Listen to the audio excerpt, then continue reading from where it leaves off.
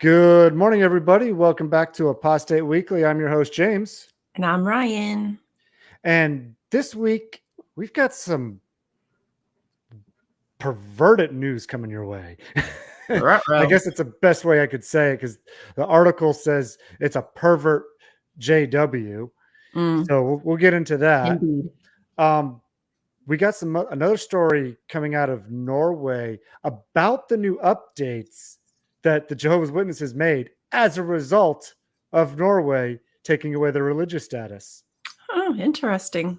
So we have that and more coming your way. So let's roll the intro and let's get into this.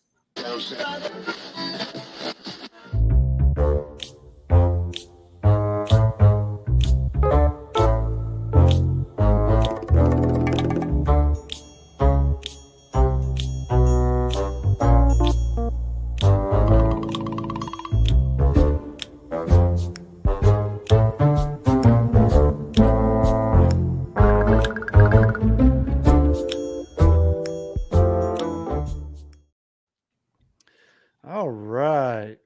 Coming back at you for another week of fun and apostasy and bringing you the news on all the latest JW and culty stuff around the world. Hallelujah. That's right. Praise James, you people. It's a J. It's close enough. I know, right? Hey, Dad. Hey, Mom. Glad y'all could make it this week. I know y'all couldn't make it last week, so welcome back. So I actually was going to start with not stories I said in the intro, but another story. Because, whenever I say we got stories, I always say and more. And this just happens to come under the category of and more. So, we could just start off with something different today than what I said in the intro.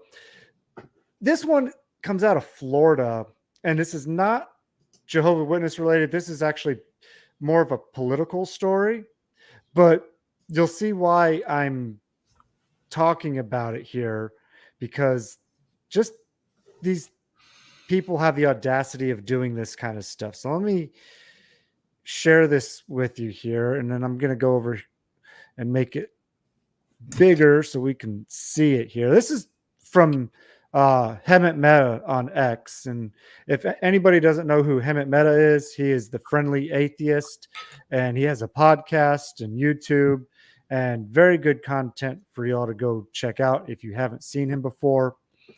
And this little blurb here, he says, at Florida's Lake Mary Church this morning, the pastor urged the congregation to vote for two candidates on Tuesday for Seminole County Supervisor of Elections and local school board. So let me go ahead and play this video clip of it real quick. We'll start with ladies first. Amy, so glad to have you here. Thank you for serving our community. Good morning, everyone. I've served on the school board for the last 6 years and now have decided to take my ventures into the Supervisor of Elections office. Now, tell everybody your full name so they know who to look for. Amy Pennick, running for Supervisor of Elections. Thank you, Amy. All right, Carl? Yeah, Carl Tipton. I'm actually running for her seat that she's vacating, Seminole County School Board District 4. I want to get to work. I need your vote. Go to my website, letcarltipton.org, or my Facebook page, Carl Tipton for School Board 2024. Get out there and vote Tuesday. It's super important. Our races are going to be very close. Every vote counts, so we need your vote. Thank you. So these are people that we know well. They're part of our church family, and we know that they will represent godly values in our community.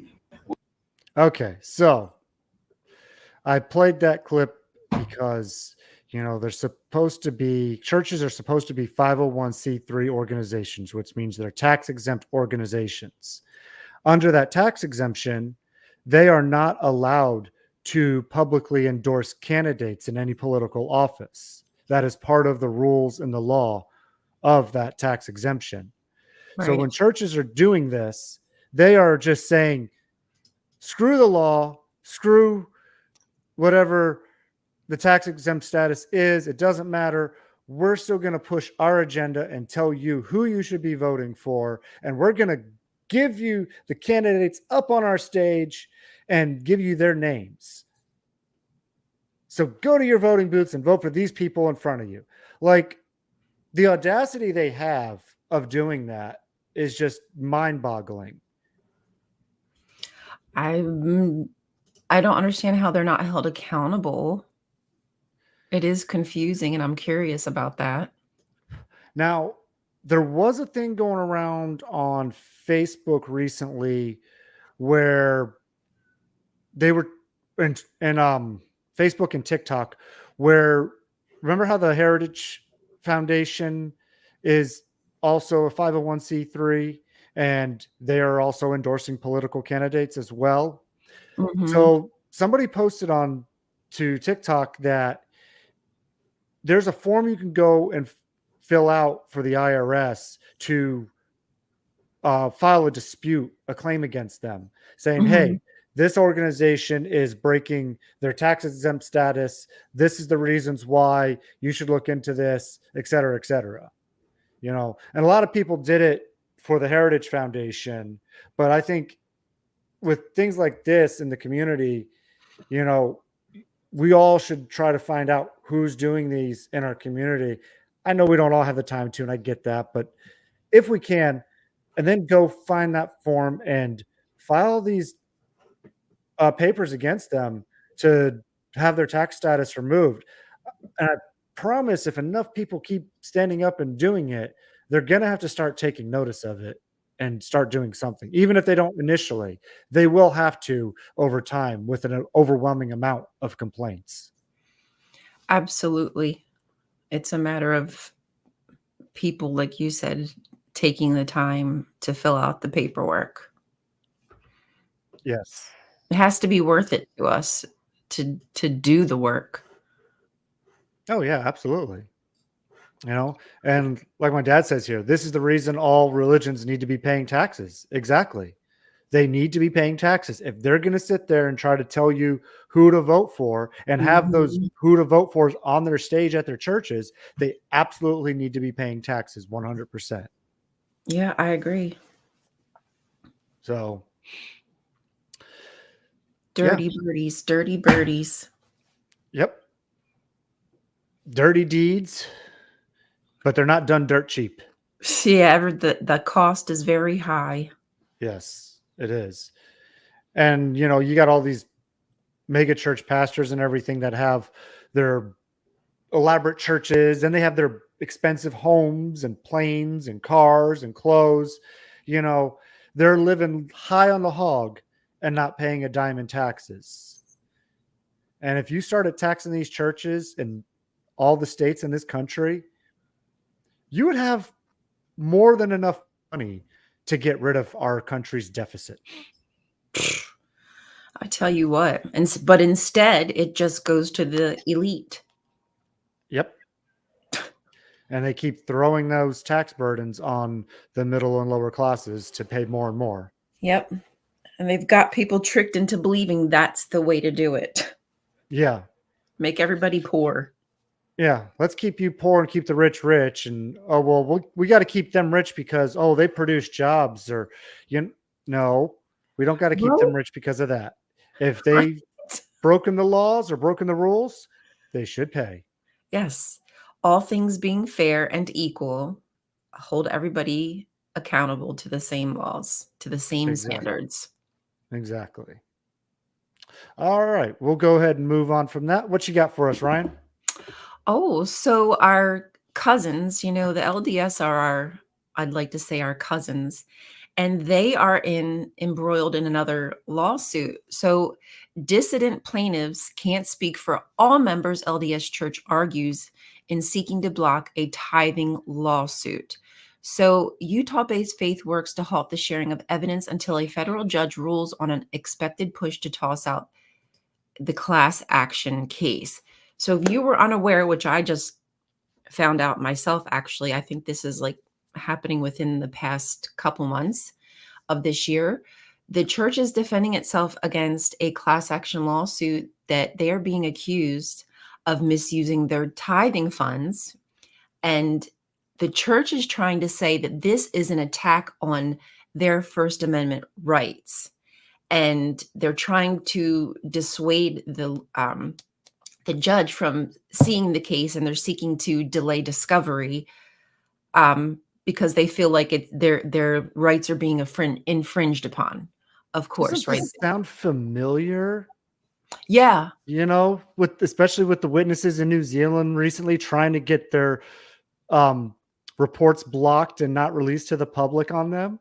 Doesn't it? It's really the same patterns that they all follow, and they have enough money where they're able to tie themselves up in court cases for who knows how long. But like everyday average Joe, you and I, if we were to take this lawsuit out, on our own, likely over time, after delay, we would probably have to give up because we couldn't afford it.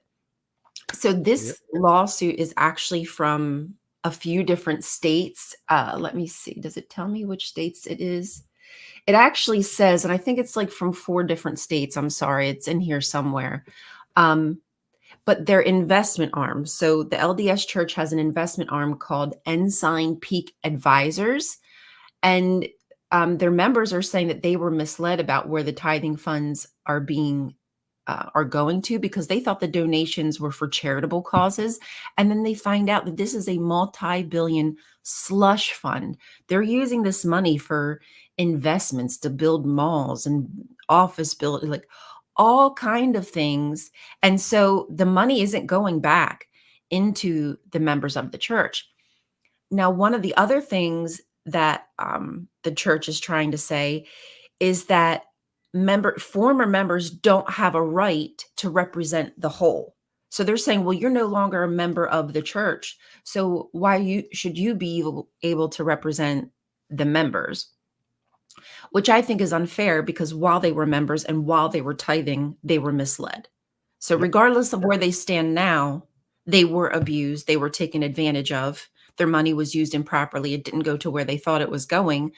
So they have every right to bring this case to the court. Well, I this mean, class action case. It's Jehovah's Witnesses, though. They're going to try to discredit their former members in any way they can to Always. keep them out of the picture, because, especially when it comes to money, they're going to try to hold on to every last cent they can and not give up a dime to anyone that they don't have to. Right. They're never going to just say, oh, we were wrong, here's your payout. But even though they say they're supposed to be, the most loving and ethical and, best people in the world, they're really quite the opposite of what they always claim to be. They are. They never do what they say they're doing. And again, every accusation, in my opinion, is a confession when it comes to the elite, especially those who have higher positions, like a hierarchy inside of the church. Is there anything else? I mean, I think that's pretty much it, but this lawsuit is stemming from other states as well. So it's very big. As long as they don't get it thrown out, which I don't believe that they'll be able to do unless they're greasing the wheel somewhere, it could have huge implications. This might be what sets a precedent so you and I and other former members of Jehovah's Witnesses can do the same thing. Finding out their money isn't going to charitable actions. It's going to investments into, war and other nefarious things, accounts across seas. Who the frick knows? But yeah, so I'm hoping this goes through. I'm hoping the judge doesn't throw out the evidence and understands what he's being faced with and sees it for what it is and rules accordingly. I hope he does the right thing. So that's it. I think that's pretty interesting that yeah. Oh yeah. Now they're see, all I don't going to have these same issues about tithing. It's all starting to the bubbles. I don't know whether the LDS Church actually has charities or not. I never charities. I mean, because I know like other churches do, they'll have like homeless Like charities and outreaches and things like that. Now, for a fact, Jehovah's Witnesses don't. So they totally would be caught red-handed in the no charity jar for their tax status. And for that, if like you said, this were able to set a precedent and go through. Why can't we just force their hand? Like it is a little confusing to me as to why we can't force the JWs to show us where their money has went. Does that require an audit? Like Well, The let me fuck? put it to you this way. Remember when the governing body was ordered by the court to give up their database that they have for child sexual predators? Mm-hmm. What did they do instead? They paid the fines in excess of a couple $1 million Let it rather ride. than give it up. They would do the exact same thing in this case. True. You're absolutely right. They would prefer to take the hit and pay the cash, the fee, instead of handing over the information. Yeah, Like, that just shows you how much they want to hide, but also the amount of money that they have to pull from, which you and I would not have, right? exactly. And the lawyers that they can hire and the litigation that they could just keep running on and on and on. If you and I were to try to go up against them, we would be bankrupt on the streets before we got anywhere with them. Yeah. They would find a way to make it so it was drug out in court, and we wouldn't be able to work. We wouldn't be able to live our lives because we're focused and trying to pay to keep on top of what they're doing behind the scenes. But just remember this, they would gladly welcome you back and your monthly donations. Or they'll just at least happily say hi to you. Yes. Hi. Hi. Hi. Want to come back to the meetings? Hi. No. Bye. F Immediately. off. No. GTFO, bitch. That's what Yeah, they exactly. say. Oh. So All yeah, right. I just want everyone to know that if you've left a high control religion and you are brave enough to stand up to the organization that took advantage of you, I am so proud of you. To all my Mormon friends, to all my Amish friends, former Jehovah's Witnesses, IBLP, y'all are amazing. And we really can make changes. It just means you have to take the time and be diligent. Yep. Absolutely. And Hundreds of billions. yeah. Yeah, we reported on that. Yeah, I those know. hundreds of billions that they had. Yeah. I know it's such an insane amount of money. I could never even spend it in my lifetime if I tried. Couldn't spend it in 10 lifetimes or 20 lifetimes. So what are they doing? They're just hoarding it. And it's nefarious, bro. You don't have that much money in doing good things. It's never happened. I don't believe it. You're doing terrible things, and probably it's involving children. I'm just going to put it out there. Just saying. Nobody gets to be that rich by just working hard and having good work ethic. Period. No, to have that amount of money is unethical because the amount of power that you hold in your hands. And that's just because the way the system is set up. Yep. And it's disgusting. Look at Jeffrey Epstein, right? Exactly. All right. Let's go ahead and move on. So this next story I got for you is out of Norway. And if you remember, for months, we reported on Norway and the trial that went on over there for their religious status.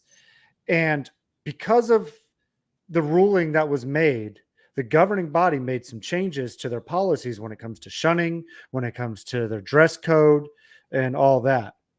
Now, this article here that I have for you mostly talks about what the changes are. However, this very first line in this article, so if anybody is watching this show is from Norway or knows somebody in Norway, check this out right here.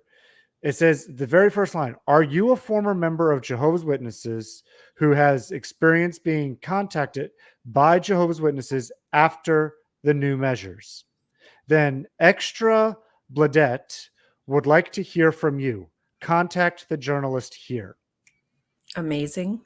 So this person, don't know if that's a man or a woman at all, because that name I have nothing to compare it to. But if you know somebody, refer them to this article. The link for this is in the description below. Go to this link, click there, and you can message that journalist and tell your story, because there's obviously going to be some kind of story that they're going to write about this coming up. Now, as I said, the article here mostly gets into what the rule changes were and about the videos and how they are seeking out what they call the outcast. And they also have a couple of member experiences along the way, which Google does not translate the images, the text and Right. the images. So I can't read these experiences because I don't read that language.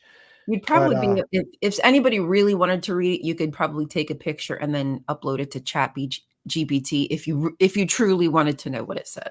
Yeah, you could. Or if you're that bothered, I'm saying, but or what you can do now, if you have an iPhone, I know you can do this with an iPhone. yeah, When you take a picture, a screenshot of it, you can actually highlight the text in the picture app on your phone, and you can copy the text off of it, and then you could take it and put it into like Google Translate or something. Mm-hmm. So there are ways to do it.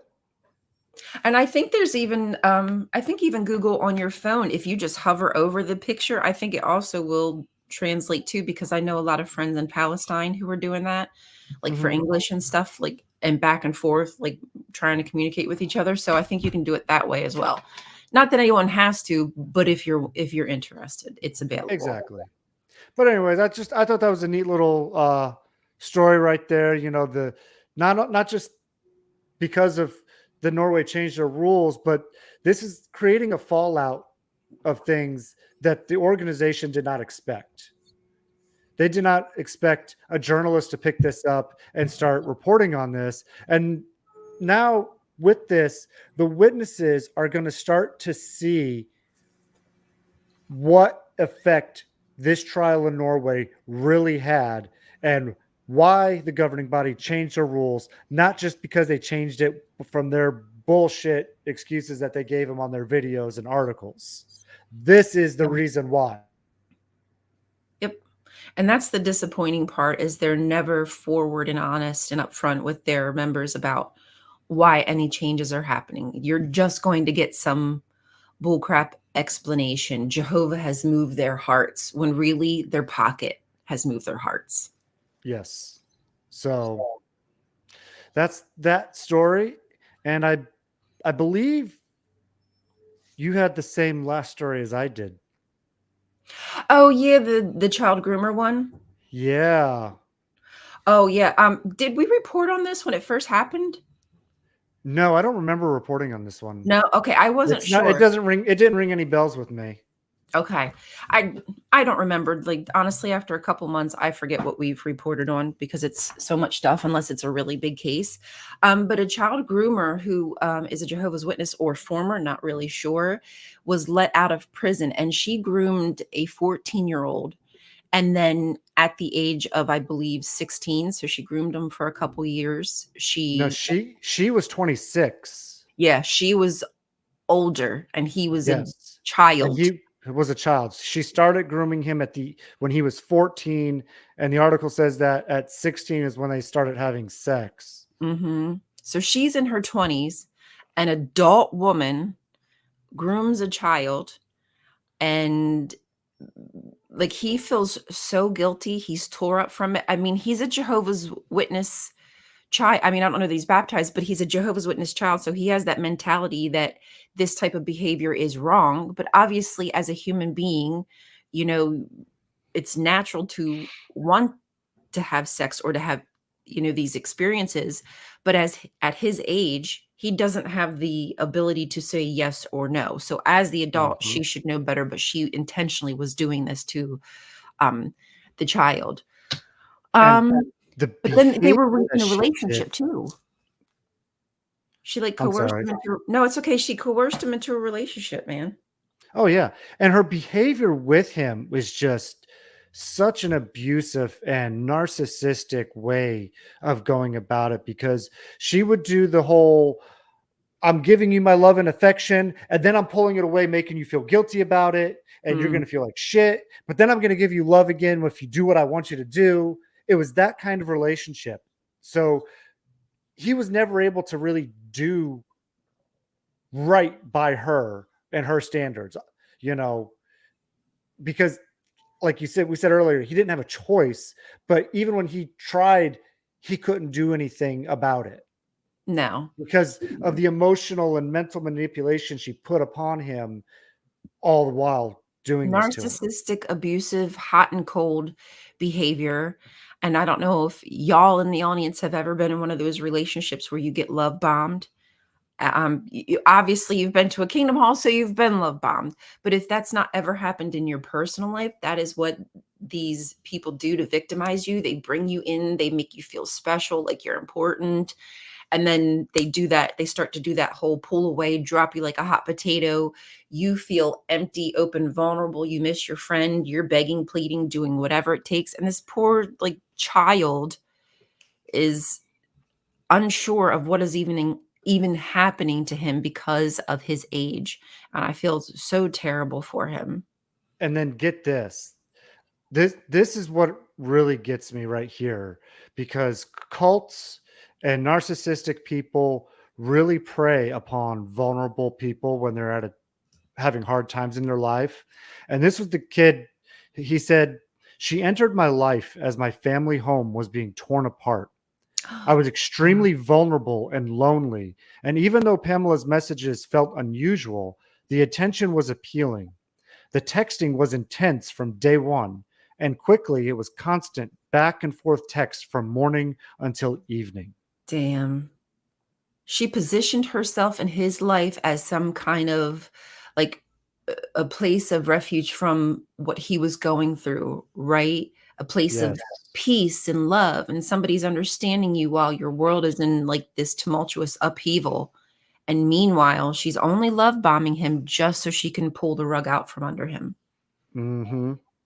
Oh man, that fucking breaks my heart, bro.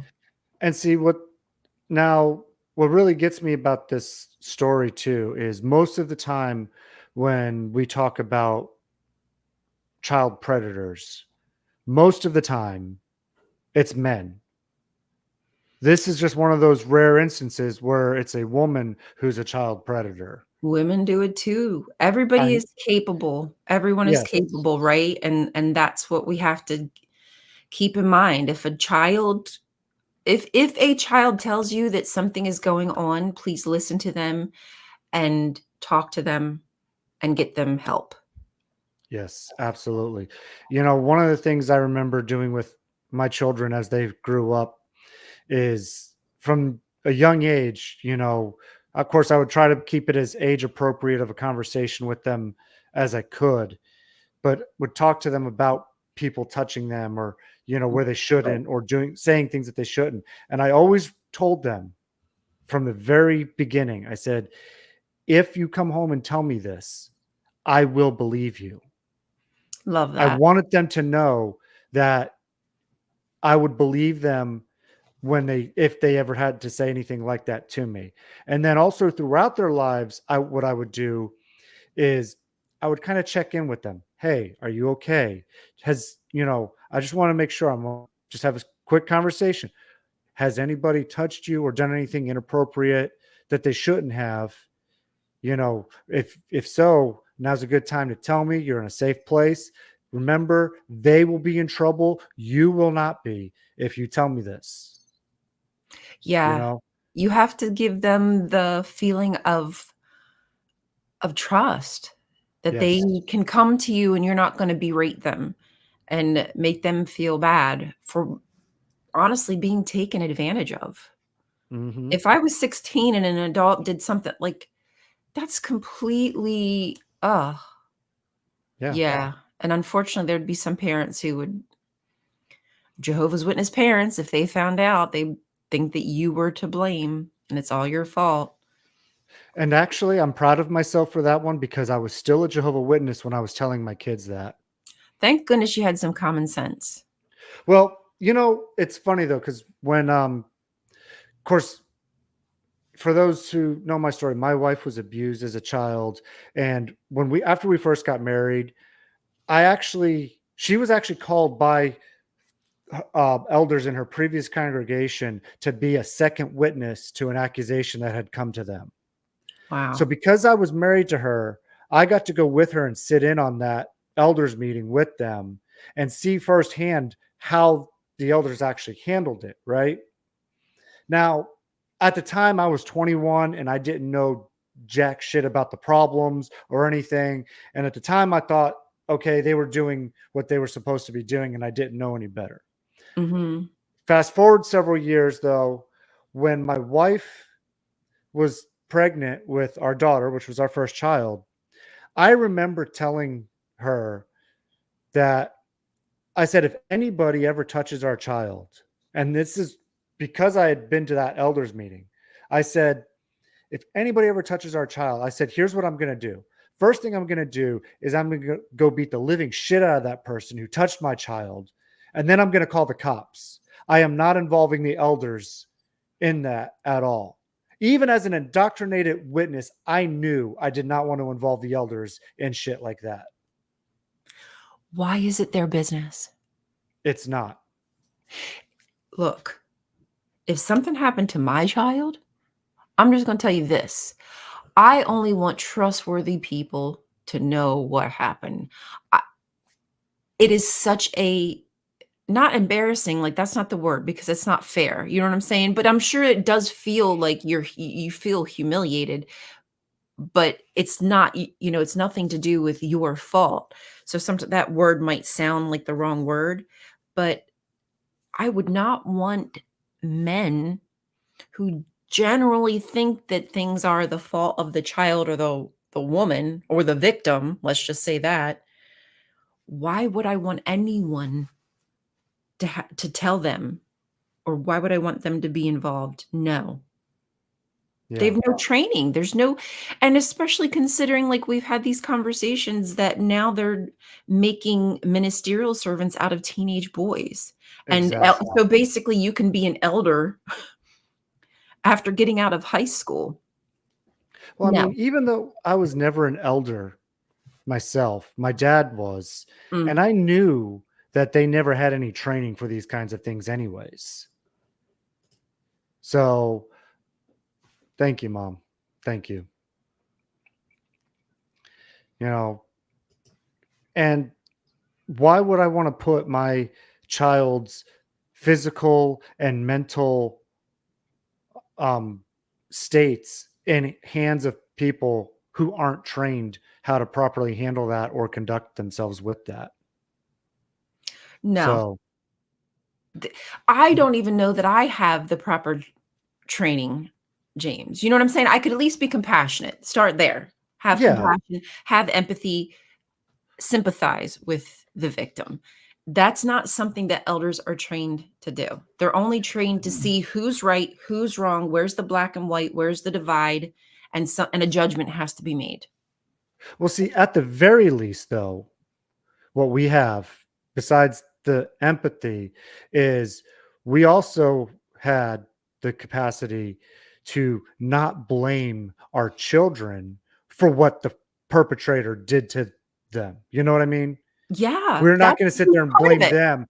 We're not going to go, well, honey, were you wearing a short skirt? Or, we're not going to say shit like that to them. Did you smile too much? Did you laugh? Yeah. Did you twirl your hair?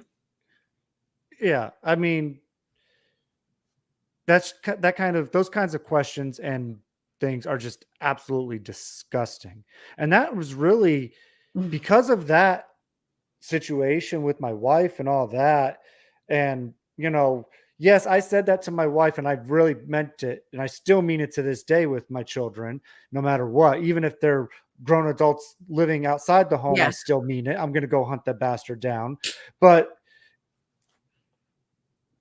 I lost my train of thought. But no, that was the issue that really woke me up from the indoctrination was Mhm. that, especially after I saw the Australian Royal Commission on that, and having seen how the elders handled it with my wife and everything, and her, prior case, I was just like, I've seen this firsthand. I didn't have to think it was fake. I knew that was completely real, and I'm done. Yes, you had the experience that showed you the light. You were like, "Oh, this is familiar, and this is how they behave, and Yeah. this is just one instance." Imagine that times millions across the globe, what's happening to kids, how they're Hmm. being shut down. It's heartbreaking.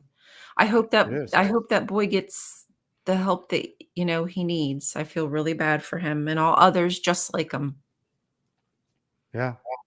So I hope the best for that. Well, he's not a kid anymore. He's an adult in his 20s, and Yeah. but still, that stuff lasts a lifetime. That kind of abuse stays with you and it never fully goes away. So, Yeah. hearts out to that poor guy that had to go through that. I hope he deconstructs at some point. I mean, I would Yeah. assume that there might be a time that he starts to look into the organization, but to me, it made me feel better doing the work and looking at the things that the organization, the Jehovah's Witness organization, has done to its members. It made me feel a little better because I realized I wasn't alone. Yeah. So, So, anyway, well, Will, that is all I have for this week.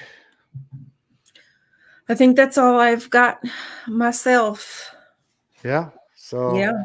I say we wrap it up here, and Oh, I do have something important that I just remembered. Y'all, if you didn't know, there's a case, not a case, there are around 17,000 cases of monkeypox in Goma, Congo. There's also a case of polio in Palestine. So I just want y'all to be aware. Like, I'm not trying to oh my God, the world, not that at all. Just be mindful that, the things that we take advantage of, like all of our inoculations and vaccines and stuff like that, our friends across the globe, due to United States policies, are going through unimaginable tragedies. So just FYI. make sure you keep up with your health and watch out for your own health and the ones you love. Honestly, truly. Yep. Yep. That's always a good message to keep out there.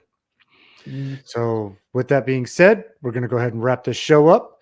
We thank you, everybody, for joining us this week. Oh, before I forget, let me, Oh, because be free. Sam's not here today, reminding me to put the Discord link in the chat. Damn it, Sam. But Where are guys, you, Sam? be free. Don't forget, be free. I want to just tell everybody every show about the Be Free Yes, demonstration that's coming up in September September. 13th from Yes. 10 to 2, I think it is, 10 in to 7. Washington, Starts at D.C. 10. Starts at 10. So be there or don't be there. But hopefully you can be. But please be there. Yes, but please be there. Please. The more people we get for these demonstrations, the more attention it gets, the more it helps, and the more awareness is brought to the organization. So Yes.